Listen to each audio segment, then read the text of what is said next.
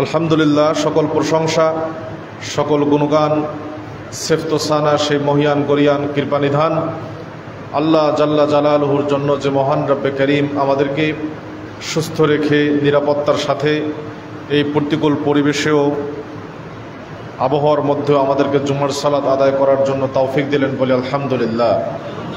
সালাত ও সালাম বর্ষিত হোক আমাদের প্রিয় নবী বিশ্বনবী সৈয়দুল মুরসালিন খাতামুন নবিয়্যিন রহমাতুল্লিল আলামিন মুহাম্মদুর রাসূলুল্লাহ সাল্লাল্লাহু আলাইহি ওয়াসাল্লামের প্রতি। উপস্থিত সম্মানিত সমবেত মুসল্লিবৃন্দ, আবহাওয়ার কারণেই আমাদের খুতবা শুরু করতে বিলম্ব হলো, এই জন্য আমরা দুঃখিত।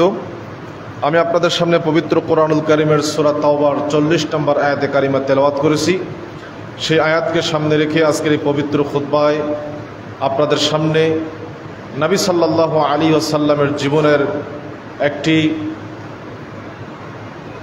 গতি পাল্টানো নতুন দিনের সূচনা করার যে ঐতিহাসিক সফর ছিল, সেই ঐতিহাসিক সফরের বিবরণ আপনাদের সামনে আমি পেশ করতে চাই। সেই ঐতিহাসিক সফরটি হলো মক্কা থেকে মদিনায় হিজরতুন নবী সাল্লাল্লাহু আলাইহি ওয়াসাল্লাম মিন মক্কা ইলাল মদিনা। নবী সাল্লাল্লাহু আলাইহি ওয়াসাল্লামের জীবনে দুইটি মহা সফর ঘটেছিল। যেই দুই সফরে তার জীবনের দ্বীন ইসলামের ইতিহাস এবং গতিপথ বলা চলে পাল্টে গিয়েছিল।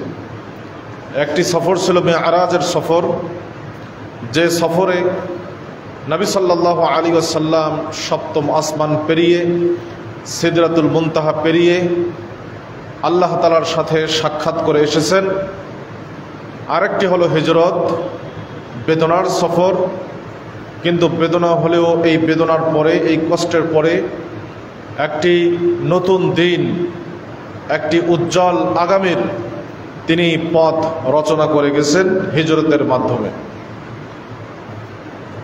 মেরাজের সফরেও রাসূলের সাথে একজন সফর সঙ্গী ছিলেন, হিজরতের সময়ও রাসূলের সাথে একজন সফর সঙ্গী ছিলেন। মেরাজের রজনীতে যিনি সফর সঙ্গী ছিলেন তিনি হলেন সাইয়্যিদুল মালাইকা, সকল ফেরেশতাদের লিডার, নেতা, সম্মানিত জিবরিল আমিন আলাইহিস সালাম। হিজরতের রজনীতেও, হিজরতের রাতেও যিনি রাসূলের সাথে সঙ্গ দিয়েছিলেন, রাসূলের সফর সঙ্গী ছিলেন, তিনিও সাইয়্যিদুন নাস, সমস্ত উম্মতের নেতা আবু বকর সিদ্দিক রাদিয়াল্লাহু তাআলা আনহু। কত বিশ্বস্ত হলে, কত নির্ভরযোগ্য হলে, কত আস্থাভাজন হলে এবং কত একান্তভাজন, একান্ত ব্যক্তি হলে পরে অন্যান্য সকল সাহাবায়ে কেরামকে বাদ দিয়ে তিনি আবু বকর সিদ্দিক রাদিয়াল্লাহু তাআলা আনহুকে সঙ্গে নেন। এটাই প্রমাণ করে আবু বকর সিদ্দিক রাদিয়াল্লাহু তাআলা আনহু এই উম্মতের সবচেয়ে নির্ভরযোগ্য ব্যক্তি, সবচেয়ে আস্থাভাজন ব্যক্তি এবং সবচেয়ে আমানতদার। এই দিনের জন্য সবচেয়ে বেশি আমানতদার, আস্থাভাজন ব্যক্তি আবু বকর সিদ্দিক রাদিয়াল্লাহু তাআলা আনহু। এটাই প্রমাণ করে। এজন্যই আয়েশা সিদ্দিকা রাদিয়াল্লাহু তাআলা আনহা যখন বলেছিলেন, আল্লাহ রাসূল, এই পৃথিবীর সবচেয়ে শ্রেষ্ঠ ব্যক্তিকে, কার আমলের মূল্য আল্লাহর নিকট সবচেয়ে বেশি, তিনি বলেছিলেন ওমরের আমলের দাম, মূল্য আল্লাহর নিকট সবচেয়ে বেশি। তখন আয়েশার মন খারাপ হয়ে গেল, কারণ তার বাবার নাম রাসূল বললেন না। রাসূল সাল্লাম বুঝতে পারলেন, বুঝতে পেরে বললেন যে ওমরের সমস্ত জীবনের আমল যদি এক পাল্লায় রাখা হয় আর আবু বকরের এক রাতের আমল যদি এক পাল্লায় রাখা হয়, তাহলে আবু বকরের আমলের পাল্লাই আল্লাহর নিকটে সবচেয়ে ভারী এবং সবচেয়ে দামি হয়ে যাবে। তো সেই আবু বকর সিদ্দিক রাদিয়াল্লাহু তাআলা আনহু হিজরত, নিজের মাতৃভূমি পরিত্যাগ করে, নিজের ভিটেমাটি পরিত্যাগ করে দ্বীনের জন্য, ইসলামের জন্য পরবাসী হওয়া, অন্য দেশে চলে যাওয়া, এটা মোটেও চারটিখানি কথা নয়, অনেক বড় ত্যাগের বিষয়। নবী সাল্লাল্লাহু আলাইহি সাল্লাম মক্কার দাওয়াতি জীবনে তিনি যখন দেখছেন যে প্রচণ্ড বাধার সম্মুখীন হচ্ছেন, লোকেরা কোনোভাবেই ইসলামের জয়যাত্রাকে সামনে এগোতে দিচ্ছে না, তিনি বাধ্য হয়ে তায়েফ গেলেন। তায়েফে গিয়ে তায়েফের লোকদের নিকটে দাওয়াত দিলেন। তায়েফ থেকে অবাঞ্ছিত ঘোষণা হলেন, নির্মম নির্যাতনের শিকার হলেন, সে কাহিনী আমরা সকলেই জানি। তিনি ফিরে আসলেন, আবার মক্কাতেই ফিরে আসলেন। মক্কায় ফিরে এসে হজ্জের মৌসুমে এবং ব্যবসায়ের মৌসুমে, যখন মক্কা ছিল তৎকালীন সময় ব্যবসায়ের অন্যতম কেন্দ্র, বিভিন্ন এলাকার বিভিন্ন গোত্রের লোকেরা, ব্যবসায়ীরা মক্কায় যখন আসতেন, তখন আবু বকর সিদ্দিক এবং রাসূল দুইজন মিলেই বিভিন্ন গোত্রের লিডারদের নিকটে গিয়ে ইসলামের দাওয়াত দিতেন। আবু বকর সিদ্দিককে সাথে নিতেন, তার আরেকটা কারণ ছিল তিনি আরবের বংশনামা নিয়ে সবচেয়ে বেশি জানতেন। আরবের বংশ, কে কোন বংশের, কার বংশে কেমন ক্ষমতা আছে, কেমন পাওয়ার আছে, কেমন যোদ্ধা আছে, এই সম্যক জ্ঞান আবু বকর সিদ্দিকের ছিল। তিনি গিয়ে জিজ্ঞেস করতেন, কোন গোত্রের, এই গোত্রের লোক সংখ্যা কত, আমরা যদি তোমাদের গোত্রে যাই তাহলে তোমরা আমাদেরকে রক্ষা করতে পারবে কিনা কুরাইশদের থেকে, ইত্যাদি ইত্যাদি আবু বকর সিদ্দিক জিজ্ঞেস করে জেনে নিতেন। আর নবী সাল্লাল্লাহু আলাইহি সাল্লাম তাদেরকে ইসলামের দাওয়াত দিতেন। তিনি বলতেন, আল্লাহ রাসূল বলতেন যে আমি আল্লাহ তাআলা যে আমাকে রিসালাতের দায়িত্ব দিয়েছেন, আমি অনেক চেষ্টা করছি কিন্তু দায়িত্ব পালন করতে পারছি না ঠিকভাবে, কুরাইশদের বাধার মুখে। যদি কোনো গোত্র, যদি কোনো বংশের লোকের আমাকে এই নিরাপত্তা দিত, তাহলে আমি কত সুন্দরভাবে, কতই না উত্তমভাবে আমি আমার দাওয়াতকে পেশ করতে পারতাম মানুষের সামনে। কিন্তু দুর্ভাগ্যজনকভাবে হলো সত্য, কুরাইশ গোত্রের বিরোধিতায় গিয়ে, কুরাইশ দলের বিরোধিতায় গিয়ে সে সময় কোনো গোত্রই রাসূলকে আশ্রয় দেওয়ার সাহস করতে পারে নাই। কারণ কুরাইশ ছিল সে সময় সবচেয়ে বড় গোত্র। তাদের সম্মান, মর্যাদা, প্রভাব প্রতিপত্তি, অন্য দিক থেকেও তাদের যে মর্যাদা ছিল, তাদের বিপরীতে গিয়ে তাদের শত্রুকে আশ্রয় দেওয়ার মতো দুঃসাহস কেউ করতে পারে নাই। কিন্তু নবী সাল্লাল্লাহু আলাইহি ওয়াসাল্লাম তিনি দাওয়াত দিয়েই যাচ্ছিলেন, কিন্তু অবস্থা তো দিন দিন আরো করুণ হয়ে যাচ্ছিল। ইমাম বুখারী তার তারিখের ভেতরে নিয়ে এসেছেন, একজন সাহাবী বলেন যে রাআইতু রাসূলুল্লাহ সাল্লাল্লাহু আলাইহি ওয়াসাল্লাম ফিল জাহিলিয়া ওয়া ইয়াকুল, জাহিলি যুগে আমি মুহাম্মদুর রাসূলুল্লাহ সাল্লাল্লাহু আলাইহি সাল্লামকে দেখেছি, তিনি লোকদেরকে বাজারে গিয়ে, উকাস বাজারে গিয়ে, যেখানে মেলা বসত এবং ব্যবসায়ীরা একত্রিত হতো, হজ্জের মৌসুমে মিনা প্রান্তরে, আরাফার প্রান্তরে যেখানে হাজী সাহেবরা যেত মুজদালিফায়, তিনি সেখানে গিয়ে লোকদেরকে বলতেন, ইয়া আইয়ুহান নাস কুলু লা ইলাহা ইল্লাল্লাহ তুফলিহু, হে জনগণ, হে মানবমণ্ডলী, তোমরা বলো লা ইলাহা ইল্লাল্লাহ, তবেই তোমরা সফল হতে পারবে দুনিয়া এবং আখিরাতে, তবেই তোমরা সফলকাম হতে পারবে। কিন্তু এই দাওয়াতের পরে ফামিনহুম মান তাফালা ওয়া মিনহুম মান হাসা আলাইহি তুরাব ওয়া মিনহুম মান সাব্বা, এই কথা ঘোষণা দেওয়ার পরে বিশ্বনবী সাল্লাল্লাহু আলাইহি ওয়াসাল্লামের পবিত্র চেহারায় অনেকেই থুতু নিক্ষেপ করত, অনেকেই মাটি দিয়ে ঢেল দিত, অনেকেই গালিগালাজ করত, লাঞ্ছিত করত, অনেকেই চাদর পেঁচিয়ে ধরে গলার মধ্যে ফাঁস দেওয়ার চেষ্টা করত। হাত্তান তাসাফান নাহার, সকাল থেকে নিয়ে দ্বিপ্রহর পর্যন্ত, দুপুর পর্যন্ত রাসূল দাওয়াত দিলেন লোকদেরকে। কোনোভাবেই একজন ব্যক্তিও দাওয়াত গ্রহণ করছে না। ঠিক এই মুহূর্তে ফাকবালাত জারিয়াতুন বিউসসিম মিন মাইন, একটা ছোট্ট বাচ্চা, মেয়ে বাচ্চা, তিনি ছিলেন জায়নাব, রাসূলের মেয়ে, ছোট্ট, তিনি একটা পাত্রে পানি নিয়ে আসলেন। ফাগাসালা ওয়াজহাহু, রাসূল সেই পানি দিয়ে তিনি তার চেহারা ধৌত করলেন। অখালা ইয়া বুনাইয়া, বললেন, হে মেয়ে, হে আমার কলিজার টুকরো সন্তান, লা তাখশি আলা আবিক গলাবাতান ওয়ালা দিল্লাতান, আজকে তোমার পিতাকে লাঞ্ছিত করা হচ্ছে, আজকে তোমার পিতার মুখে থুতু মারা হচ্ছে, আমাকে মাটি ঢিল দেওয়া হচ্ছে, আমাকে লোকজন গালিগালাজ করছে, তোমার ভয় করার কোনো কিচ্ছু নেই, ভয় করার দরকার, তুমি ভয় পেও না। এইভাবে করে নবী সাল্লাল্লাহু আলাইহি ওয়াসাল্লাম দ্বীনের দাওয়াত দিয়েছেন। তার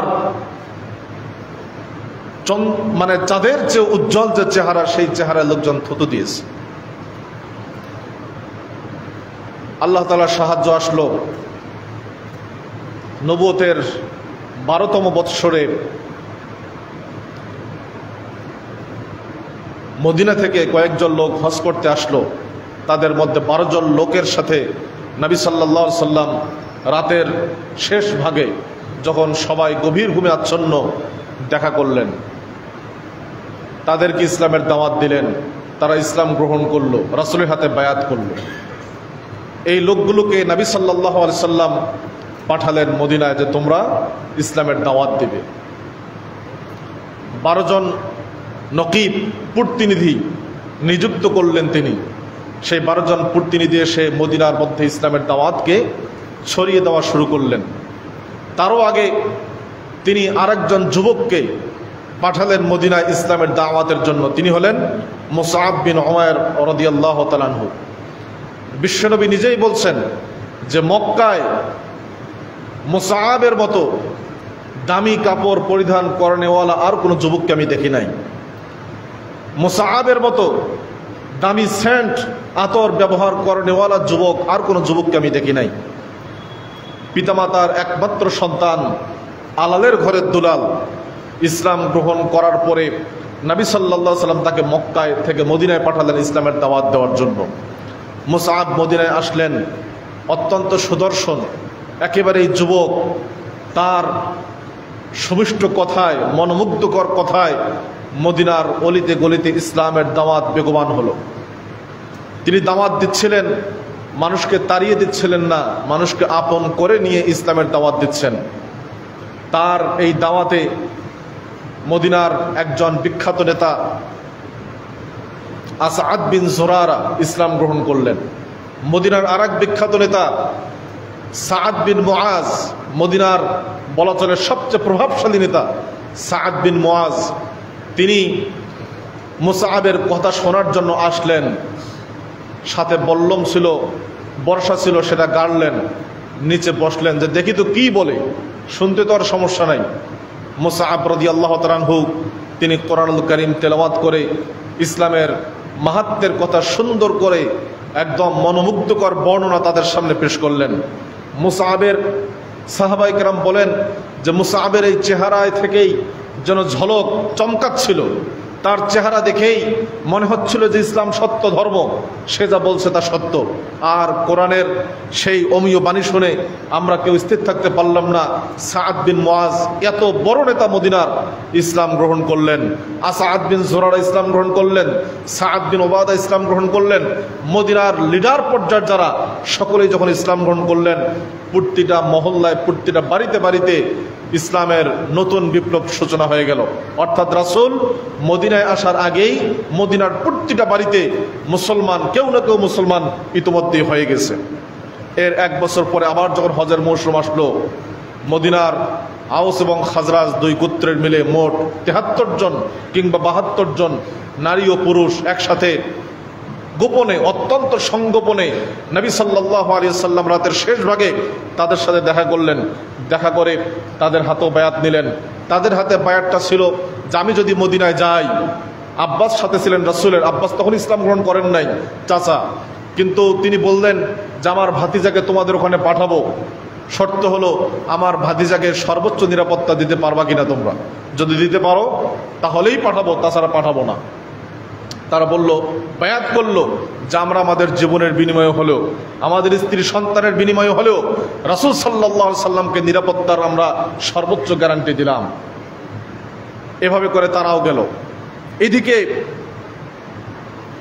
আপনার মক্কায় কানাঘোষা চলছিল যে মনে হয় মুহাম্মদ সাল্লাল্লাহু আলাইহি সাল্লাম মক্কা ত্যাগ করবেন। এই খবর গোপনে ছড়াচ্ছিল মক্কায়।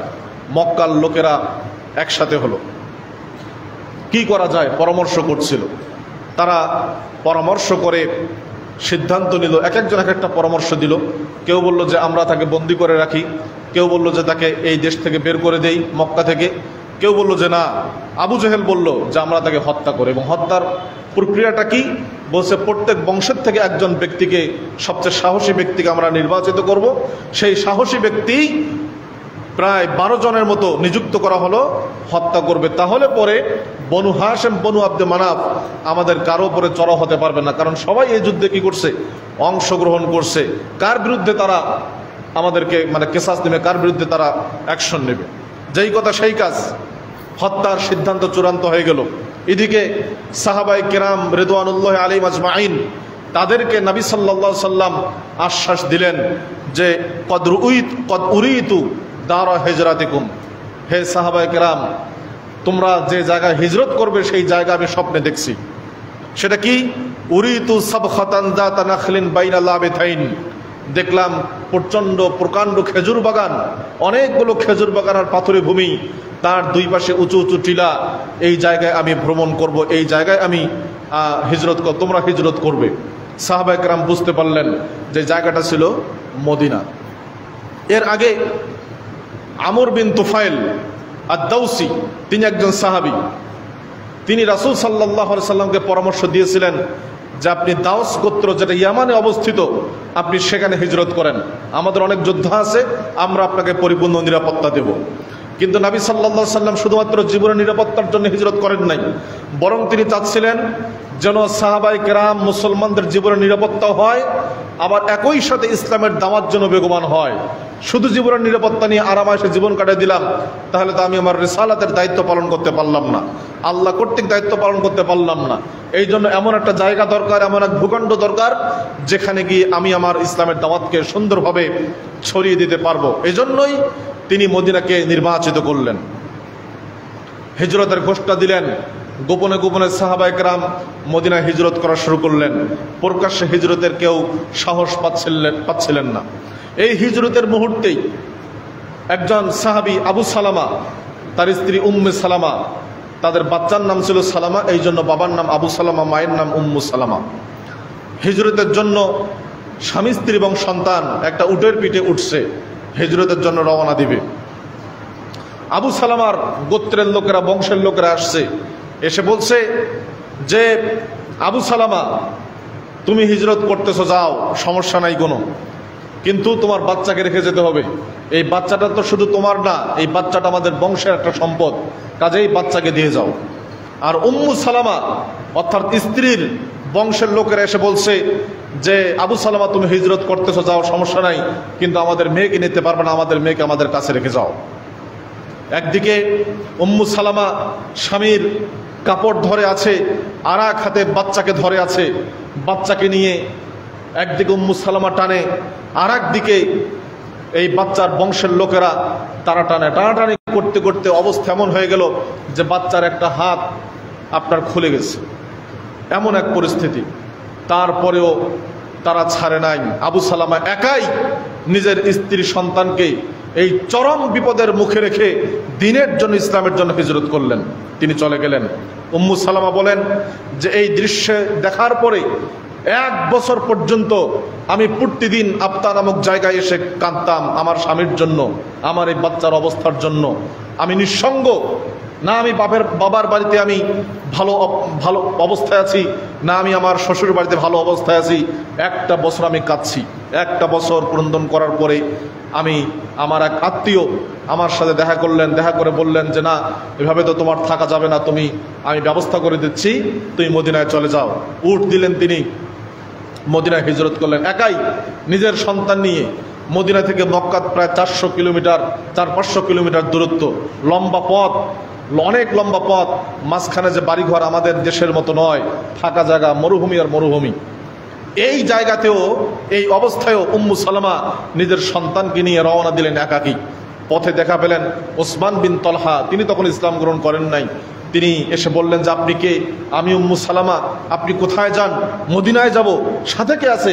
শুধু আমার বাচ্চা আর আমার আল্লাহ, আর ছাড়া আমার কেউ নাই। ওসমান এই দৃশ্য দেখে তিনি নরম হলেন, কোমল হলেন, বললেন যে না, আপনাকে তো এভাবে ছেড়ে দেওয়া যাবে না, আপনাকে আমি পৌঁছায় দেই। উম্মু সালামা বলেন সেদিন ওসমান বিন আবি তলহা আমার সাথে এত সুন্দর আচরণ করছেন। আমি উটের উপর থাকতাম আর তিনি উটের লাগাম ধরে সামনে যেতেন, যখন ছায়া পেতেন গাছের, সেই ছায়ায় উটকে রাখতেন, আমাকে তিনি ওখানে বিশ্রামের জন্য বলতেন, এরপর তিনি আলাদা জায়গায় থাকতেন। এভাবে করে আমরা কয়েক রাত অতিক্রম করার পরে মদিনায় পৌঁছলাম, আমার স্বামীর নিকটে পৌঁছলাম, তিনি চলে গেলেন। উম্মু সালামা চলে গেলেন। এদিকে সোহাইব আর রুমি, আরেকজন বিখ্যাত সাহাবী, সোহাইব আর রুমি রাদিয়াল্লাহু তাআলা আনহু, মক্কায় ব্যবসা বাণিজ্যের মধ্যে সবচেয়ে বড় বিজনেসম্যান ছিলেন তিনি। অগণিত টাকা পয়সার মালিক তার, সোহাইব আর রুমি। তিনি হিজরত করবেন। হিজরতের যখন সংকল্প ব্যক্ত করলেন, সবার সামনে প্রকাশিত হলো যে সোহাইব আর রুমি হিজরত করবে, তখন মক্কার কাফেররা বলল, সোহাইব মক্কায় ব্যবসা বাণিজ্য করে অনেক টাকা পয়সা জমাইছো, আমাদের টাকা পয়সা নিয়ে তুমি মদিনায় হিজরত করবে তা হবে না। যদি হিজরত করতে চাও তাহলে টাকা পয়সা সব রেখে যাও। তিনি বললেন, যদি আমি টাকা পয়সা রেখে যাই তাহলে তো বাধা দিবা না? তারা বলল যে হ্যাঁ, টাকা পয়সা রাখলে তোমাকে আর বাধা দেব না। তিনি বললেন যে ঠিক আছে, আমি আমার সমস্ত অর্থ সম্পদ, আমি আমার সমস্ত ব্যবসার সমস্ত সমুদায় মূলধন, যা যাবতীয় আমার সম্পদ তোমাদেরকে দিয়ে দিলাম, কারণ এই সম্পদের চেয়ে আমার রাসূল আমার নিকট প্রিয়, এই সম্পদের চেয়ে আমার দিন আমার নিকট প্রিয়। আল্লাহ তাআলা কোরআনে বলছেন, কুল ইন কানা আবাউকুম ওয়া আবনাউকুম ওয়া ইখওয়ানুকুম ওয়া আজওয়াজুকুম ওয়া আশীরাতুকুম ওয়া আমওয়ালুন ইকতারাফতুমুহা ওয়া তিজারাতুন তাখশাউনা কাসাদাহা ওয়া মাসাকিনু তারদাউনাহা আহাব্বা ইলাইকুম মিনাল্লাহি ওয়া রাসূলিহি ওয়া জিহাদিন ফি সাবিলি ফাতারাব্বাসু হাত্তা ইয়াতিয়া আমরুল্লাহ। নবী আপনি বলে দেন, তোমাদের পিতামাতা, তোমাদের সন্তান সন্ততি, তোমাদের ভাই ব্রাদার, তোমাদের স্ত্রী, তোমাদের আত্মীয় স্বজন, তোমাদের অর্জিত সম্পদ, তোমাদের নির্মিত বাসগৃহ আর তোমাদের সমস্ত সম্পদ, ব্যবসা বাণিজ্য যদি আল্লাহ রাসূল এবং আল্লাহর রাস্তায় জিহাদের চেয়েও বেশি প্রিয় হয়ে যায়, ফাতারাব্বাসু হাত্তা ইয়াতিয়া আমরুল্লাহ, তাহলে আল্লাহর আযাবের অপেক্ষা করো, আল্লাহর আযাব অচিরেই আসবে। আবু সালামা নিজের স্ত্রীর সন্তানকে রেখে গেছেন। সোহাইব আর রুমি নিজের সমস্ত সম্পদ ব্যবসাকে রেখে বিদায় হয়ে গেছেন। তারা স্ত্রী সন্তান ব্যবসা বাণিজ্যের বিনিময়ে এগুলোকে বাদ দিয়ে দিন গ্রহণ করছেন। কিন্তু আজকে আমাদের অবস্থা কি? আজকে আমাদের চিত্র, আমাদের অবস্থা সম্পূর্ণ ভিন্ন। আমরা দিন বিক্রি করে আমরা দুনিয়া কামাচ্ছি। ব্যবসায়ীরা দিনের জন্য, ব্যবসার জন্য দিন বিক্রি করে দিচ্ছে, স্ত্রীর জন্য, সন্তানের জন্য দিন বিক্রি করে দিচ্ছে। স্ত্রীর চাহিদা অনেক বেশি, কাজেই মুসলমান অফিসার ঘুষ খাচ্ছে স্ত্রীর চাহিদার কারণে। সন্তানকে ভালো জায়গায় পড়াবে এই জন্য ঘুষ খাচ্ছে, দুর্নীতি করতেছে, অপরাধ করতেছে। এগুলো সব অজানা বিষয় নয়। কেন? দুনিয়ায় সামান্য ভোগবিলাসের জন্য। আর সাহাবায়ে কেরাম দিনের জন্য দুনিয়াকে ত্যাগ করছেন, আমরা দুনিয়ার জন্য দিনকে ত্যাগ করছি। এটাই হলো তাদের এবং আমাদের মধ্যে পার্থক্য। সম্মানিত উপস্থিতি, হযরত ওমর, হিশাম এবং আইয়াশ বিন আবি রবিয়া তিনজন পরামর্শ করলেন যে আমরা আগামীকাল অমুক জায়গায় সকালবেলা একসাথে হব। যদি কেউ না আসে তাহলে বোঝা যাবে যে সে ধরা খাইছে, আমরা চলে যাব। সকালবেলায় আইয়াশ বিন আবি রবিয়া এবং ওমর একত্রিত হলেন। হিশাম আসতে পারলেন না, বোঝা গেল সে ধরা খেয়ে গেছে। তো কথা অনুযায়ী তারা দুইজনে রওনা দিলেন মদিনায়। মদিনায় পৌঁছলেন। আইয়াশ বিন আবি রবিয়া উনি ছিলেন আবু জাহালের বৈপিত্রীয় ভাই। আবু জাহাল যখন শুনল যে তার সৎ ভাই হিজরত করে মুসলমান হয়ে মদিনায় চলে গেছে, তার মাথা গরম। কারণ সে তো লিডার, সে তো নেতা, সে ইসলামের বিরুদ্ধে এই কর্মসূচি হাতে নিয়েছে, মুহাম্মদকে হত্যার কর্মসূচি হাতে নিয়েছে। এখন তার বাড়ির লোক যদি তার কথা না শোনে, মান সম্মান থাকে না সমাজে, নেতৃত্ব টেকে না।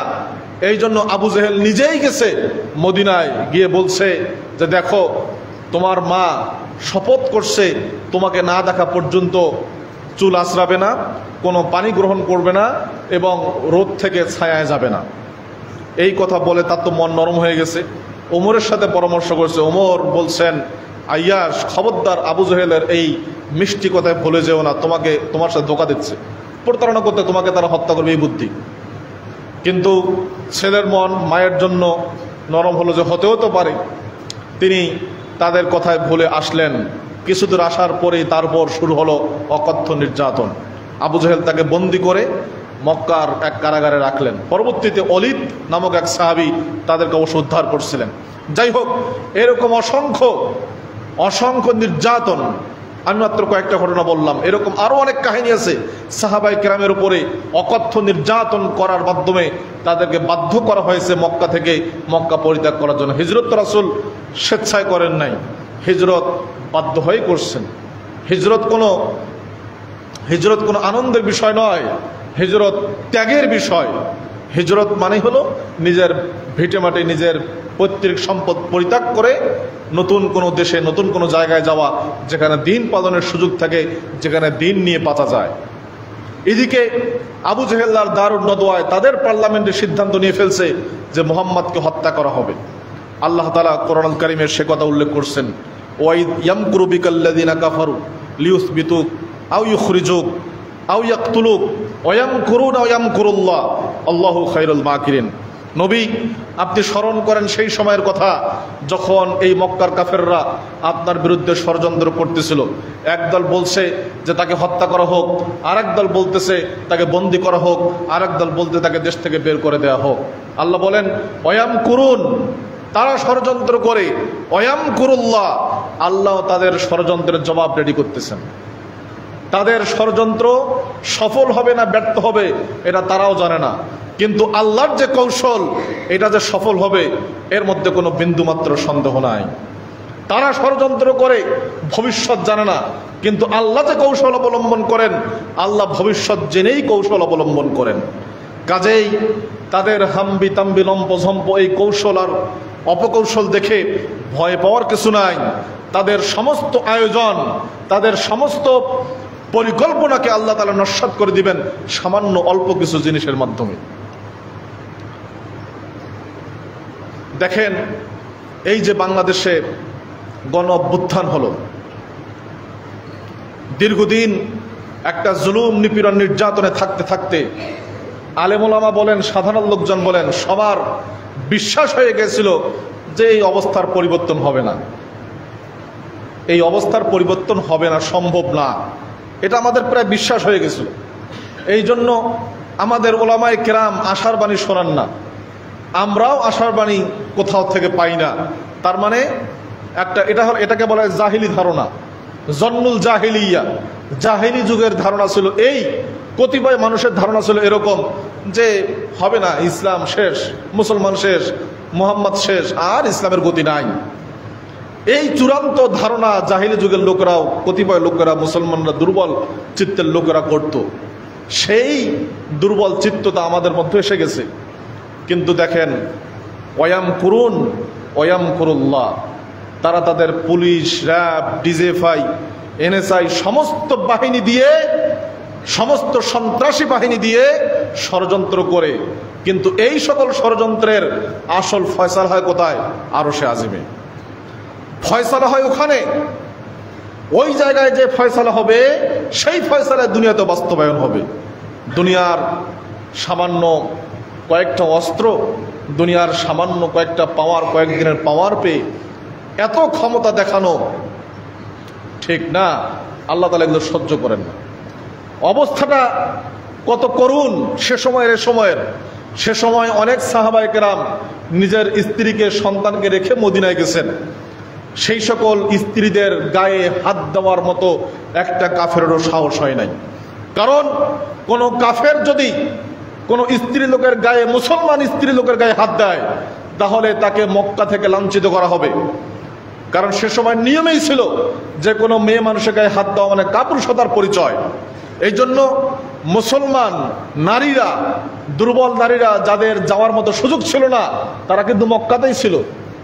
তাদের উপরে গায়ে হাত দেওয়ার সুযোগ পায় নাই কেউ, কাফেররা সুযোগ পায় নাই। কিন্তু আমাদের এই জাহিলিয়াতের অবস্থা কি? এই জাহিলিয়াত নারী, পুরুষ, শিশু, আবাল, বৃদ্ধা, বনিতা নির্বিচারে সবার উপর জুলুম করছে। সেই জাহিলিয়াতকে হার মানিয়েছে এই জাহিলিয়াত। সম্মানিত উপস্থিতি, আল্লাহ বলেন তাদের এই ষড়যন্ত্র আল্লাহ ফাঁস করে দিলেন রাসূলের নিকটে। নবী সাল্লাল্লাহু, আয়েশা সিদ্দিকা বলেন, সহিহ বুখারীর হাদিস, নবী সাল্লাল্লাহু আলাইহি সাল্লাম একদিন দুপুরবেলা দ্বিপ্রহরে, প্রচণ্ড রোদ, চারদিকে মানুষ ঘুমাচ্ছে, রেস্ট নিচ্ছে, এমন মুহূর্তে চাদর ঢাকা দিয়ে মুখ ঢেকে গোপনে আবু বকরের বাড়িতে আসলেন, দরজায় নক করলেন। আবু বকর সিদ্দিক দরজা খুলে দিলেন। রাসূল আসলেন, ঘরে বসলেন। রাসূল বললেন যে তোমার ঘরের মধ্যে যারা লোকজন আছে তাদেরকে বের করে দাও, গোপন কথা আছে তোমার সাথে। আবু বকর সিদ্দিক বলেন, আল্লাহ রাসূল, আমার মেয়ে আছে আয়েশা আসমা, এরা আমার মেয়ে, এরা আমার পরিবারের, এরা আমারই লোক, এরা থাকলে সমস্যা নাই, আপনার তথ্য ফাঁস হবে না। নবী সাল্লাল্লাহু আলাইহি সাল্লাম বললেন, হিজরতের জন্য আমি আল্লাহর থেকে অনুমতি পেয়েছি। সাহাবায়ে কেরাম সবাই আগে চলে গেছে, তিনি বললেন যে হিজরতের জন্য আমি অনুমতি পেয়েছি। আবু বকর সিদ্দিক বললেন, সুহবা ইয়া রাসূলুল্লাহ, রাসূল তাহলে আপনি কি আমাকে আপনার সাথে নেবেন? রাসূল বললেন যে হ্যাঁ, তোমাকে আমি আমার সাথে নেব। আয়েশা সিদ্দিকা বলেন, মা রাআইতু আহাদান কত্তু ইয়াবকি মিনাল ফারাহি, সেই দিন আবু বকর সিদ্দিক আনন্দে যে কান্না করছে, আমি কখনো আনন্দের কারণে খুশি হয়ে মানুষ কান্না করে আমি দেখি নাই, আবু বকর সিদ্দিককে সেই দিন প্রথম দেখছি। এই কথা বলে রাসূল বাড়িতে আসলেন। আবু বকর সিদ্দিক 2টা উট প্রস্তুত করলেন সফরের জন্য। আমির বিন ফুহাইরাকে নিযুক্ত করলেন উট দেখভাল করার জন্য। নির্দিষ্ট দিনে নবী সাল্লাল্লাহু আলাইহি সাল্লাম তার ঘরে আলী রাদিয়াল্লাহু তাআলা আনহুকে শুইয়ে রেখে, কেন রাখছিলেন আলীকে? কারণ রাসূলের নিকটে সে সময়ও যে সময়ে তাকে হত্যার পরিকল্পনা চলতেছে, সেই সময় রাসূলের নিকটে অনেক কাফেরের আমানত সংরক্ষিত ছিল। অর্থাৎ মক্কার আমানতের পরিবেশ এত খারাপ ছিল যে কারো নিকট অর্থ সম্পদ রাখলে সেটা নষ্ট হয়ে যাওয়ার ভয় হতো। মুহাম্মদ একমাত্র ব্যক্তি যার নিকট আমানত রাখা যায়, যার নিকট সম্পদ রাখলে নষ্ট হবে না, সে মুসলমান হোক আর যাই হোক। এই জন্য যখন তাকে যারা হত্যা করতেছে তাদের সম্পদ ছিল রাসূল সাল্লাল্লাহু আলাইহি সাল্লামের নিকটে। আলীকে বললেন, আলী আমি তো চলে যাব, থাকবো না, এই সম্পদগুলো হকদারদের নিকটে তুমি পৌঁছে দিও। একজন লিডার, নেতা যিনি হবেন, তার আমানতের এই হলো চিত্র, এই হলো চিত্র আমানতের। আমাদের দেশের অবস্থা কোথায়? বাংলাদেশের যাদেরকেই ধরতেছে তাদের বাড়িতেই শত শত কোটি টাকা, 1 কোটি 2 কোটি না, মানে শত কোটি হাজার কোটি টাকার কেস। এই দেশটা কি একটা লোক ভালোবাসলো না? আপনি যেই দলে করেন না কেন, একটা লোক ভালোবাসার মতো দেশে নাই। কোন দেশে বসবাস করতেছি আমরা যে এই লোকের মধ্যে কোনো দুর্নীতি পাওয়া যায় নাই, এই এমপি সাহেবের কোনো দুর্নীতি পাওয়া যায় নাই, এই মন্ত্রী সাহেব সে যে দলেই করুক না কেন, যে পন্থী হোক না কেন, যে আকীদা বিশ্বাস লালন করুক না কেন, কমপক্ষে দেশটাকে ভালোবাসছে। যে দেশপ্রেম চেতনা এই হাবিজাবির কথা বলে, এগুলো সব নিজের পকেট ভারী করার জন্য, নিজের আখের গোছানোর জন্য কথাবার্তা। এই চেতনা দিয়ে মানুষকে বিভক্ত করে, এক দলকে, একটা গ্রুপকে আপনার নিচু করে, লাঞ্ছিত করে, আর নিজের ক্ষমতাকে টিকে রাখার যে পলিসি, ফেরাউন একই পলিসি অবলম্বন করছিল। ওয়াজআলা আহলাহা তাইফাতান ইয়াস্তাদিফু ওয়াজআলা আহলাহা শিয়া ইয়াস্তাদিফু তাইফাতাম মিনহা। ফেরাউন তার জাতিকে 2 ভাগে ভাগ করলো, একটা হলো কিপ্তি আর একটা হলো বনু ইসরাইল। কিপ্তি হলো তার নিজের বংশ, বনু ইসরাইল হলো এরা আমাদের সেবা করবে, আমাদের সেবা করবে, এদের ক্ষমতায় আসা যাবে না। ফেরাউনি চরিত্র। সম্মানিত উপস্থিতি, নবী সাল্লাল্লাহু আলাইহি সাল্লাম রাত্রিবেলায় বের হলেন, কাফেররা দেখতে পেল না। আল্লাহ তাআলার বিশেষ কুদরতে আবু বকর সিদ্দিকের বাড়িতে আসলেন। বাড়িতে নক করার সাথে সাথে আবু বকর সিদ্দিক দরজা খুলে দিলেন। গভীর রাত। রাসূল জিজ্ঞাসা করলেন, আবু বকর ঘুমাও নাই? তিনি বলেন, আল্লাহ রাসূল, আপনি যেদিন থেকে বলছেন হিজরত করবেন আমাকে সাথে নিয়ে, সেই দিন থেকে রাত্রিবেলা আমি কখনো বিছানায় গা ফেলিয়ে দেই নাই, আমি শুই নাই। কারণ রাসূল কখন আসবেন, দরজায় নক করবেন, আমি শুয়ে থাকবো, গভীর ঘুম টের পাবো না, রাসূলের কষ্ট হবে রাত্রিবেলা, আমি এই জন্য ঘুমাই নাই। আবু বকরকে সাথে নিয়ে বিশ্বনবী সাল্লাল্লাহু আলাইহি সাল্লাম আবু বকরের বাড়ির পেছন দিয়ে বের হলেন, যেন কেউ দেখতে না পায়। কিছু দূর গিয়ে কাবা শরীফকে লক্ষ্য করে তিনি বললেন, গোটা মক্কাকে লক্ষ্য করে বললেন, হে মক্কা, আল্লাহি ইন্নাকি লা আহাব্বু আরদিল্লাহি ইলাইয়া। হে মক্কা, গোটা পৃথিবীর মধ্যে তুমি সর্বশ্রেষ্ঠ ভূমি আমার নিকটে, আমার সবচেয়ে পছন্দের ভূমি। আমার জন্ম এখানে, আমার শৈশব কৈশোর, আমার উড়ন্ত দুরন্ত যৌবন এই মক্কায় কেটেছে। এই মক্কা ছেড়ে আজকে আমাকে চলে যেতে হচ্ছে। ওয়ালাউলা আন্না কওমাকি আখরাজুনি মা খরাজতু। এই মক্কার লোকেরা আমাকে যদি বের করে না যায়, বের হতাম না, এখানেই থাকতাম। বিশ্বের সবচেয়ে 2 জন শ্রেষ্ঠ ব্যক্তি সবচেয়ে দুইজন ভালো ব্যক্তি মুহাম্মদুর রাসূলুল্লাহ, আবু বকর সিদ্দিক। ওমা ফাকাদাল মাদুনা মিসলা মুহাম্মাদি ওয়ালা মিসলা হাত্তাল কিয়ামাতি ইফকাদু। বিশ্বে কখনো মুহাম্মাদের মতো ব্যক্তি আসেনি, আসবে না। আবু বকরের মতো ব্যক্তি কখনো আসবে না। এমন সবচেয়ে মেধাবী, ভদ্র, আমানতদার, চরিত্রবান, যারা জীবনে কাউকে গালিগালাজ করে নাই, অন্যায়ভাবে কাউকে একটা থাপ্পড় দেয় নাই, এমন দুইজন সৎ চরিত্রবান শ্রেষ্ঠ লোক নিঃস্ব অবস্থায় এক কাপড় পরে নিজের জন্মভূমি ছেড়ে রাত্রিবেলায় আত্মগোপন করে গোপনীয়তার সাথে তারা বের হলেন মক্কা থেকে। চলে গেলেন হেরা গারে সাউর, মক্কা থেকে প্রায় 5 কিলোমিটার দূরে। গারে সাউরে গিয়ে, গারে সাউর অনেক উঁচু পাহাড় এবং আঁকাবাঁকা পথ, সেখানে গুহায় উঠলেন, গুহায় থাকলেন। এদিকে আবু জেহেলরা টের পেয়ে গেল, সকাল সকাল রওনা দিল মুহাম্মাদের পেছনে। গারে সাউর পর্যন্ত চলে গেল। একটু নিচে তাকালেই দেখা যায় যে গুহার মধ্যে দেখা যাবে তারা চলে আসছে কাছাকাছি। আবু বকর সিদ্দিক বলেন, আল্লাহ রাসূল, তারা যদি একটু নিচে তাকায় তাহলে তো আমরা ধরা পড়ে যাই। নবী সাল্লাল্লাহু আলাইহি সাল্লাম বলেন, আবু বকর সিদ্দিক, মা যন্নুকা বিসনাইনি আল্লাহু সালিসুহুমা। ওই দুইজন ব্যক্তির সম্বন্ধে তোমার ধারণা কি? যেই দুইজন ব্যক্তির সাথে আল্লাহ আছেন, এই দুইজন ব্যক্তিকে ধরা পড়বে? কখনোই নয়। আল্লাহ তাআলা কোরআনে বলছেন, ইল্লা তানসুরু ফাকাদ নাসারাহুল্লাহ।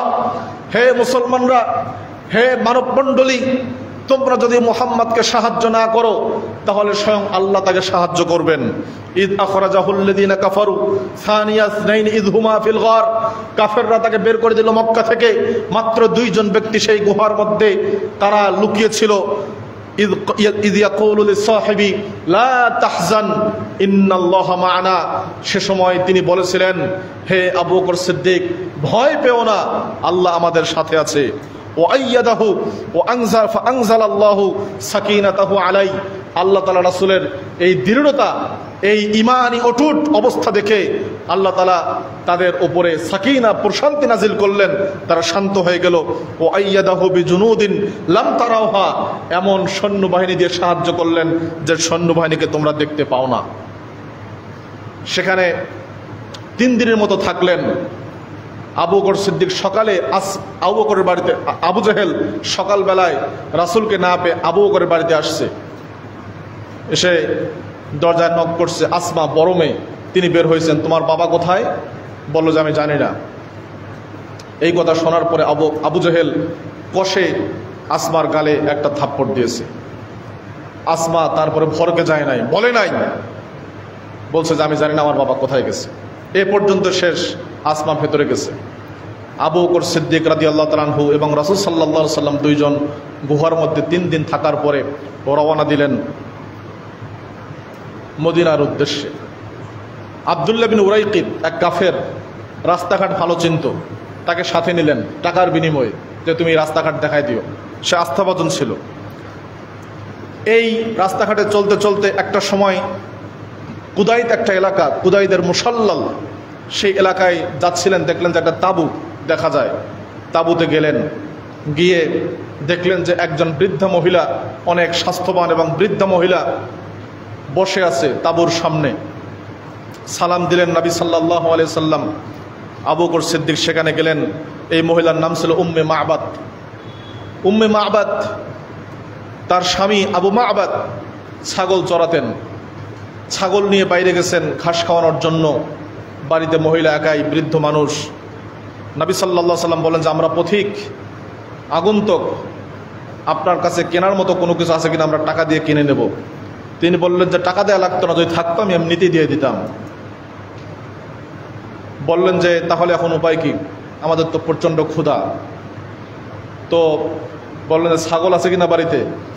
বলল যে না, সব ছাগল নিয়ে গেছে, কিন্তু একটা ছাগল দেখা যায় কোনায়, বাড়ির কোনায় একটা জীর্ণ শীর্ণ ছাগল পড়ে আছে, বৃদ্ধ, অনেক বয়স হয়ে গেছে, দুধ দেয় না। নবী সাল্লাম বললেন ওই যে ছাগল দেখা যায়। তিনি বললেন যে এই ছাগল তো দুধ দেয় না, এটা খুব রোগা, জীর্ণ শীর্ণ। নবী সাল্লাম বললেন ঠিক আছে, আমি দেখি, চেষ্টা করি দুধ দহন করা যায় কিনা। আল্লাহ রাসূল ছাগলের নিকটে গেলেন, বিসমিল্লাহ বলে ওলানে হাত দিলেন। রাসূলের হাতের স্পর্শ পাওয়ার পরেই ওলান ফুলে উঠল, ছাগল হৃষ্টপুষ্ট হয়ে গেল, শক্তি ফিরে পেল। নবী সাল্লাল্লাহু আলাইহি সাল্লাম বললেন, পাত্র নিয়ে আসো। উম্মে মাআবাদ পাত্র নিয়ে আসলেন, বড় পাত্র নিয়ে আসলেন, সেখানে দুধ দহন করলেন, নিজে খেলেন, আবু বকরকে খাওয়ালেন, তাদের দাস আমির বিন ফুহাইরা তাকে খাওয়ালেন, এবং আরও কিছু দুধ রেখে গেলেন উম্মে মাআবাদের জন্য। এভাবে করে তারা চলে গেলেন। আবু মাআবাদ কিছুক্ষণ পর ফিরে আসলেন, ফিরে এসে বললেন, উম্মে মাআবাদ, আজকে বাড়িতে কিছু হয়েছে, এই বাড়ির এই ঘরের যে চেহারা, রৌনক, একটা দীপ্তি, মনে হচ্ছে ভালো কিছু হয়েছে, দেখেই তো বুঝতেছি কেমন জানি একটা ভালো কিছু সংবাদ আছে কিনা। উম্মে মাআবাদ বললেন যে হ্যাঁ, দুইজন লোক এসেছিলেন, দুইজন লোক এসে এরপর তিনি বিস্তারিত কাহিনী বললেন। তখন আবু মাআবাদ বললেন যে আচ্ছা, সিফিহি, সেই লোকের গুণ কি, কেমন লোক ছিলেন তিনি, একটু বলো দেখি, একটু কেমন লোক ছিলেন। উম্মে মাআবাদ আরবের বিশুদ্ধ ভাষী মহিলা ছিলেন, পার্বত্য অঞ্চলের সবচেয়ে বিশুদ্ধ ভাষী মহিলা উম্মে মাআবাদ। রাসূলকে ভালো করে অবলোকন করে স্বামীর নিকটে যে বর্ণনা দিয়েছেন, ইমাম ইবনু কাসির রাহমাহুল্লাহ তার সিরাতের ভেতরে এই কাহিনী নিয়ে আসছেন।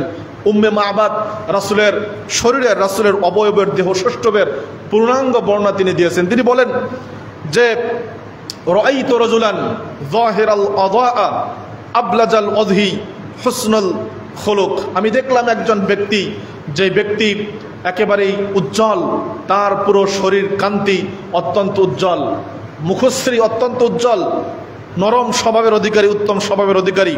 লাম তুইবহু নুহলাতুন ওয়ালাম তাজরিবিহি সালাতুন, পেটের মধ্যে কোনো ভুঁড়ি নাই, স্ফীত নয়, মোটা পেট নয়। ওয়ালাম তাজরিবিহি সালাতুন, ঘাড় খাটো নয়, ঘাড় হলো লম্বা। অসীমুন, অত্যন্ত স্মার্ট। ফি আইনাইহি তাজুন, এই চোখগুলো কাজল কালো চোখ। অফি আসফারিহি অতাফুন, আর চোখের পালকগুলো লম্বা লম্বা। অফি সৌতি সাহলুন, স্বর আওয়াজ ছিল গাম্ভীর্যে ভরা। অফি অনুকিহি সাতহুন, অফি লিহিয়াতিহি কাতাফাতুন, দাড়ি ছিল ঘন। আজাজ্জু আকরান, তার এই আপনার চোখের যে ভুরু, মনে হচ্ছে প্রকৃতি এখানে কাজল এঁকে দিয়েছে, এত কালো ছিল। ইনসামাতা ফাআলাইহিল অকারু, তখন যিনি কথা বলেন, যখন তিনি চুপ থাকেন তখন গাম্ভীর্য ফুটে ওঠে। ওয়াইন তাকাল্লামা সামা, আর যখন তিনি কথা বলেন তখন তার কথা থেকে মধু ঝরে পড়ে। এরপর তিনি বলছেন, আজমালুন নাস ওয়া আবহাহু মিন বাঈদিন, দূর থেকে দেখলে দেখতে মনে হবে লোকটা অত্যন্ত ভদ্র, সুন্দর এবং গাম্ভীর্যপূর্ণ। ও আহলাহু ওয়া আহসানুহু মিন করিবিন, কাছে গেলে মনে হবে একেবারে বন্ধুসুলভ আচরণ করেন তিনি। হলুবুল মান্তিক, সুমিষ্ট স্বরের অধিকারী। ফাসলুন লা হাজরুন ওয়ালা নাজরুন, খুব দামি কথা বলেন, অল্প কথা বলেন। কান্না মান্তিকাহু খাজারাতু নাজমিন ইয়াতাহাদ্দারনা, যখন কথা বলেন এত ধারাবাহিকভাবে কথা বলেন যেন মুক্তার হার, পুঁতির হার, একটা পুঁতির থেকে ছড়লে, সরিয়ে পড়লে, খুলে গেলে যেমন একটার পরে একটা পুঁথি এক ধারাবাহিকভাবে পড়তে থাকে, ঠিক তেমনিভাবে তার কথা একটার পর একটা বের হতেই থাকে। রিবউন লা ইয়াসুম মিন তুলিন ওয়ালা তাকতাহিমুল আইনু মিন কসরিন, মধ্যম আকৃতির, অনেক বেশি লম্বাও নয় আবার খাটোও নয়। আহসানুহুম কদরান, সবচেয়ে উত্তম মর্যাদাপূর্ণ ব্যক্তি। লাহু রুফাকা, তার কিছু সাথী আছে। ইয়াহুফুনা বি, তাকে ঘিরে আছে।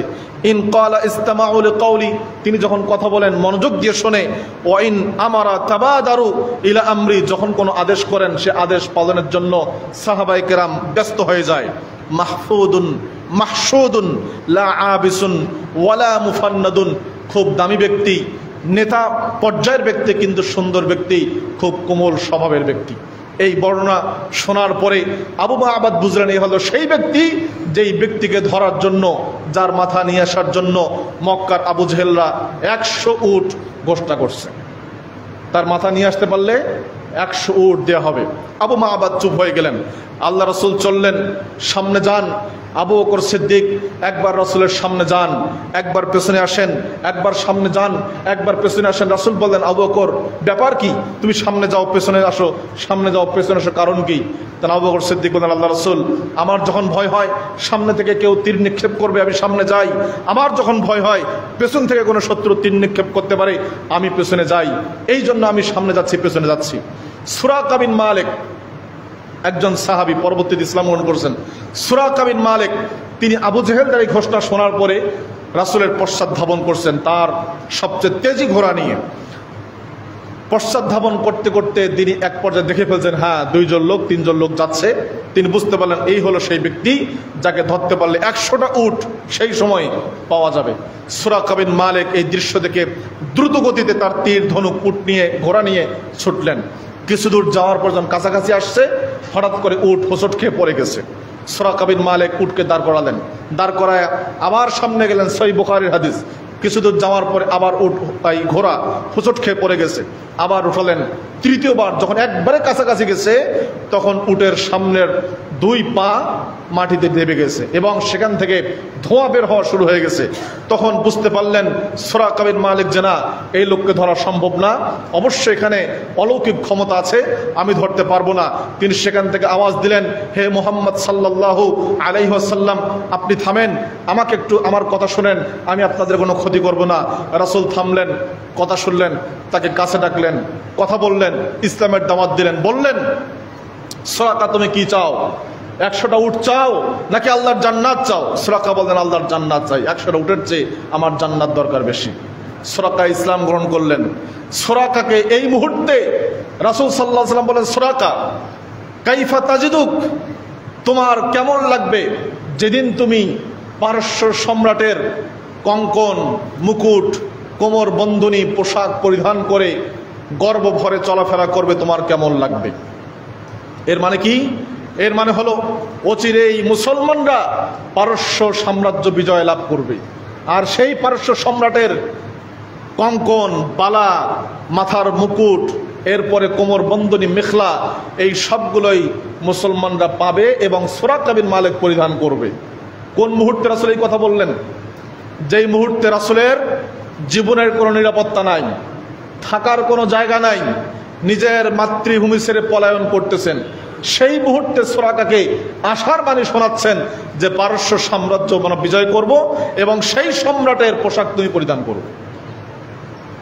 এটার নাম ঈমান, এটার নাম আশা, এটার নাম তাওয়াক্কুল, এটার নাম বিশ্বাস। আমরা ভরকে যাই, ভরকে যাই। আল্লাহ কোরআনে বলছেন, ফালা তাখাফুহুম ওয়াখাফুনি, মানুষকে ভয় করার দরকার নেই, আমাকে ভয় কর। সে আশার বাণীগুলো আমরা শোনাতে ব্যর্থ। আল্লাহ রাসূল এই মুহূর্তে তাকে পারস্য সাম্রাজ্য বিজয়ের আশা দেখাচ্ছেন যখন তার নিজের অবস্থা কি নাই, ঠিক নেই। সুরাকা বিন মালিক ফিরে আসলেন। নবী সাল্লাল্লাহু আলাইহি সাল্লাম আবু বকরকে সাথে নিয়ে চললেন মদিনার উপকণ্ঠে। কোবা একটা গোত্র, গ্রামের নাম, সেই গোত্রে তিনি আসলেন 12ই রবিউল আউয়াল সোমবার। তিনি যখন আসলেন তখন পুরো গ্রামের মধ্যে হইচই পড়ে গেল। আনসারি সাহাবীরা এবং বিশেষ করে আমর বিন আউফ গোত্রের লোকেরা তাকবীর ধ্বনি দিতে দিতে রাসূলকে নিয়ে আসলেন। মাওলানা আকরাম খা মুস্তফা চরিত, তার বিখ্যাত বই আমি আজকে পড়ছিলাম সকালে, তিনি সেখানে লিখছেন এই ঘটনা বর্ণনা করতে গিয়ে সহিহ বুখারীর রেফারেন্সে, যে কে রাসূল, কে রাসূলের সাথী, এটা অনেকেই বুঝতে পারতেছিল না। 2 জনের পোশাক আশাক একই, 2 জনের একই পোশাক, আলাদা কোনো পোশাক নাই তাদের। তো অনেকেই মনে করতেছে আবু বকর মনে হয় রাসূল, কারণ আবু বকরের বয়স একটু বেশি বোঝা যাচ্ছে। রাসূলের যদিও 2 বছর রাসূল বড়, কিন্তু রাসূলের চেহারার মধ্যে সে বয়সের ছাপ পড়ে নাই। আবু বকরের মধ্যে বয়সের ছাপ পড়ছে। অনেকে মনে করছে ইনিই মনে হয় রাসূল। তো কিছুক্ষণ পরে যখন রোদ উঠছে, একটু রাসূলের চেহারা থেকে রোদটা সরে গেছে, আবু বকর সিদ্দিক তার কাপড় দিয়ে রাসূলের মাথার উপরে ধরছে যেন রাসূলের মুখের মধ্যে রোদ না লাগে। এই দৃশ্য দেখে সকলেই বুঝছে ও ইনি হলেন রাসূল, ইনি হলেন আবু বকর। তিনি বলছেন যে এই যে একজন রাসূল, মুহাম্মদুর রাসূলুল্লাহ সাল্লাল্লাহু আলাইহি ওয়াসাল্লাম, বিশ্বের সর্বশ্রেষ্ঠ মানুষ, সবচেয়ে ক্ষমতাশালী প্রভাবশালী মানুষ, তার শরীরের মধ্যে তার বিলাস বসন, তার বিলাসিতা বলতে কিছু ছিল না। কিন্তু আজকে মুসলমানদের বিলাসিতা, মুসলমানদের পোশাক আশাক, মুসলমানদের খাওয়া দাওয়া, সর্বত্রই বিলাসিতার প্রভাব লক্ষণীয়। সবখানেই বিলাসিতা, বাড়িঘর থেকে শুরু করে। অথচ রাসূলকে, আবু বকরকে সাহাবায়ে কেরাম চিনতেছিলেন না। যাই হোক, তিনি সেখানে 10 দিনের মতো থাকলেন কুবায়, মসজিদ নির্মাণ করলেন। এরপর তিনি 10ম দিনে রওনা করলেন। প্রতিমধ্যে জুমার দিন ছিল সেদিন। প্রতিমধ্যে এক জায়গায় নামাজের সময় হলো জোহরের, সালেম বিন আউফ গোত্রে, সেখানে তিনি ইতিহাসের প্রথম জুমার নামাজ আদায় করলেন। জুমার নামাজ আদায় করার পরে তিনি মদিনায় গেলেন। সে কাহিনী আরও লম্বা, আমাদের সময় ইতিমধ্যে অনেক চলে গেছে। আমি যে জিনিসটা বলতে চাচ্ছি, আল্লাহ তাআলা কোরআনে একটা আয়াতে বলছেন যে আসা আন তাকরাহু শাইআন ওয়া হুয়া খায়রুল লাকুম, তোমাদের অনেক জিনিস অপছন্দ হতে পারে কিন্তু আসলেই সেটা তোমাদের জন্য পছন্দনীয়।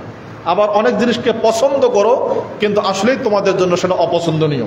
নিজের ভিটেমাটি ছেড়ে, নিজের পৈতৃক সম্পত্তি ছেড়ে হিজরত করা, এটা স্বাভাবিকভাবেই খারাপ লাগার কথা, কষ্ট লাগার কথা, অনেক দুঃখ লাগার কথা। কিন্তু এই হিজরতের ফলেই এক নববিপ্লবের সূচনা হলো, এক নতুন দিনের সূচনা হলো। যে মক্কায় নির্যাতনের শিকার হচ্ছিল রাসূল, মক্কায় কারো বাড়িতে পা রাখার জায়গা ছিল না, আর সেই রাসূলকে নেওয়ার জন্য মদিনার প্রতিটি মুসলমান বাড়ি প্রস্তুত হয়ে গেছে আগে থেকে। যেই মক্কা থেকে রাসূলকে বের করে দেওয়া হলো, আবার এই মদিনার লোকেরা ইসলামের জন্য, রাসূলের জন্য নিজের জীবনকে উৎসর্গ করে দেওয়ার জন্য এক পায়ে দাঁড়িয়েছিল। ইসলাম নতুন করে প্রভাব বিস্তার করা শুরু করলো। মদিনায় প্রচণ্ড জ্বর হতো লোকদের, আবু বকরের জ্বর, বেলালের জ্বর, আমির বিন ফুহাইরার জ্বর, সকল জ্বরে আক্রান্ত। আল্লাহ রাসূলের জ্বর হয় নাই। তখন আল্লাহ সাল্লাল্লাহু দোয়া করেন, আল্লাহুম্মা আহবিব ইলাইনাল মদিনা, আল্লাহ মদিনাকে আমাদের জন্য পছন্দনীয় করে দেন। ওয়া বারিক ফি মুদ্দিহা ওয়া সাইহা, মদিনার ক্ষেত খামার ফসলে বরকত দিয়ে দেন। ওয়ানকুল হুমাহা, আর এই যে মদিনার জ্বর, এটাকে আপনি মদিনা থেকে অন্য জায়গায় স্থানান্তরিত করে দেন। সকলেই জ্বর থেকে সুস্থ হয়ে গেলেন। এই হিজরতের কারণেই, ভিটেমাটি পরিত্যাগ করার কারণেই ইসলাম শক্তি পেয়েছে, রাষ্ট্র নির্মাণ করছে এবং সারা বিশ্বময় ইসলামকে ছড়িয়ে দেওয়ার একটা সুযোগ এসেছে। কাফেররা দিন দিন সংকুচিত হয়েছে, তাদের শক্তি খর্ব হয়েছে। ইসলাম গোটা আরবের মধ্যে একচ্ছত্র ক্ষমতার অধিকারী হয়েছে হিজরতের মাধ্যমে। এই হিজরতের সবচেয়ে বড় শিক্ষা, ঈমানের জন্য নিজের স্ত্রী সন্তান, এমনকি মাতৃভূমি পরিত্যাগ করা ওয়াজিব ঈমানের জন্য। দেশকে অবশ্যই ভালোবাসতে হবে, ঈমানের চেয়ে বেশি নয়। আগে ঈমান, এরপর দেশ। আগে মুসলমান, তারপর বাঙালি। আজকে নেতাদের আকীদা ঠিক নাই। তারা বলে আমরা বাঙালি অতঃপর মুসলমান। আমরা বলি আমরা আগে মুসলমান তারপর বাঙালি। আগে মুসলমান, এরপর বাঙালি। আগে ঈমান, এরপর দেশ। যদি ঈমান না থাকে তাহলে সেই দেশ দিয়ে আমার লাভ নাই। এজন্যই কাফের দেশে, কুফরি দেশে, অমুসলিম দেশে ভ্রমণ করার ব্যাপারে শরীয়তে নিষেধাজ্ঞা আসছে। বসবাস করা তো আরও যাবে না, কিন্তু সেই বিধানগুলো তো এখন আমাদের নিকটে অত্যন্ত শিথিল। আমাদের কোনো কিছুই মনে করি না, বরং সেই দেশে যেতে পারলেই গৌরব মনে করি যে অনেক কিছু করলাম, এই সেই ইউরোপ আমেরিকায় থাকলাম আমি। আমাদের ঈমানের অবস্থা হলো এই। আল্লাহ তাআলা আমাদের সবাইকে সঠিকটি বুঝার এবং ঈমানের বলে বলিয়ান হওয়ার, সবসময় যেন আল্লাহর উপর তাওয়াক্কুল করতে পারি, আশা করতে পারি, ঈমানের চর্চা করতে পারি এবং দাওয়াতকে যেন সর্বত্র বেগবান করতে পারি। আল্লাহ তাআলা আমাদের সবাইকে সে তৌফিক দান করেন, আমিন। রাসূল সাল্লাল্লাহু আলাইহি ওয়াসাল্লাম যে হিজরতের মাধ্যমে, সাহাবায়ে কেরামদের ত্যাগ এবং তিতিক্ষার মাধ্যমে তাদের